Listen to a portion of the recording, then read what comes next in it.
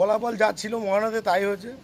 এর আগেও আপনারা দেখেছেন মহানাদে মেক্সার সমবায় ভোট হয়েছে, সেখানে বিরোধী শূন্য ছিল, এখানেও বিরোধী শূন্য।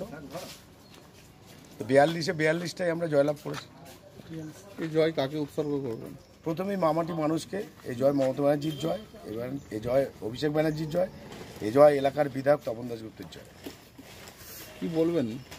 বিজেপি প্রার্থী দিতে পারলো না, কি বলবেন? একটা কথা বলি, আপনারা তো সাংবাদিক, আপনারা জানেন যে বিজেপি বলে কিছু আছে বলে আমার তো মনে হয় না গ্রামে গঞ্জে, সারা পশ্চিমবঙ্গে আছে কিনা জানি না। কিন্তু বিজেপি যে এর আগের বার সমবায় নির্বাচন মেক্সারে যখন হয়, তো এখানকার বিজেপির লিডার না, জানি না আমি কে লিডার তাও জানি না, তো উনি বলেছিলেন নাকি ওনারা নোটিশ জানেন না, কবে সমবায় ইলেকশন জানেন না, ওনারা কিছুই খোঁজ রাখেন না। একটা সমবায় ইলেকশন করতে গেলে তার নোটিফিকেশন থেকে শুরু করে যে প্রসিডিওর আছে, দীর্ঘ প্রসিডিওর আছে, তো ওনারা অরিজিনালি মানুষের সুখে দুঃখে মানুষের কি করে ভালো হবে তার চিন্তা করেন না।